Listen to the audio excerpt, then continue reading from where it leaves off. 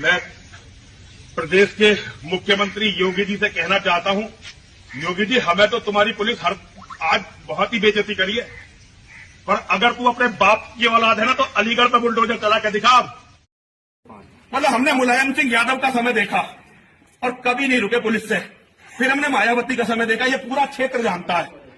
उसके बाद हमने देखा समय अखिलेश यादव का, और आज हमारा ही आदमी वहां पे मुख्यमंत्री बन के बैठा और आप सब हमें ही कुचल रहे हो, क्योंकि वो सिर्फ आपकी बात सुन रहा, हमारी सुन नहीं रहा इसलिए।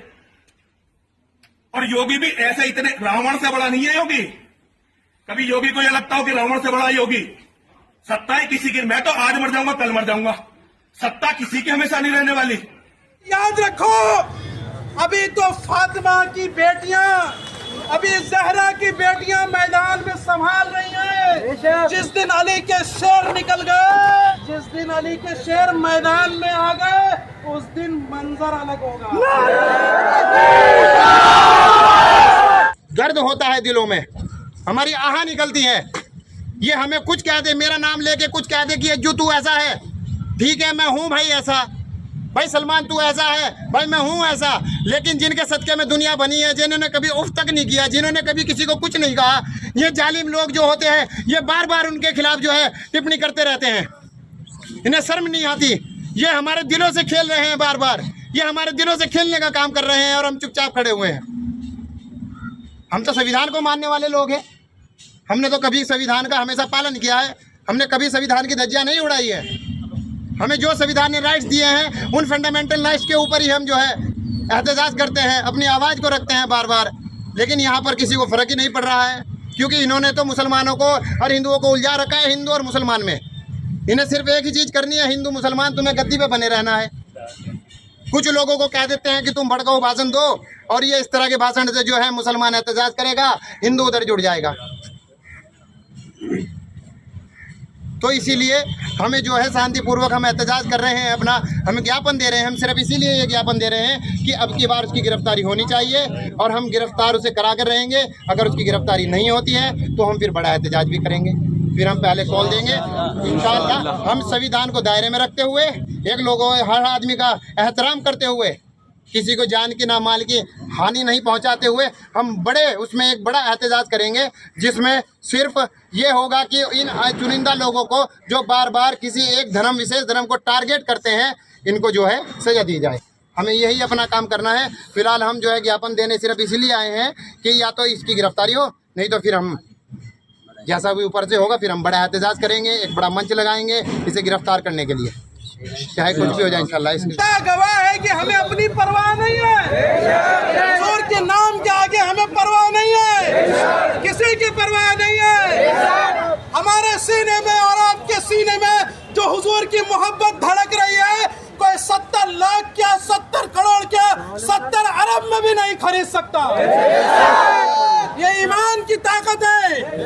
लेकिन हमारे नबी ने, हमारे मजहब ने मुल्क के कानून के पालन करने की बात कही है। हम मुल्क के कानून को यहाँ से समझते हैं और मुल्क का माहौल अमन, चैन, सुकून बनाए रखना चाहते हैं। इसलिए हमारी हुकूमत से मांग है कि मुसलमानों के जज्बात को इतना आप मत यहाँ से इम्तिहान लीजिए कि ये जज्बात बह जाएं। जज्बात हमारे काबू में है, इसलिए हम ये कहते हैं कि आप इन पे कार्रवाई करो। और पूरे मुल्क के अंदर ऐसे जो बदबख्त निकल रहे हैं, जो हमारे नबी का नाम लेकर सियासत करते हैं, जो हमारे नबी की गुस्ताखी करते हैं, ऐसे लोगों के ऊपर फौरन मुकदमा होना चाहिए, गिरफ्तारी होनी चाहिए, एनएसए के तहत कार्रवाई होनी चाहिए। वरना याद रखो, अभी तो फातिमा की बेटियां, अभी जहरा की बेटियां मैदान में संभाल रही हैं। जिस दिन अली के शेर निकल गए, जिस दिन अली के शेर मैदान में आ गए, उस दिन मंजर अलग होगा।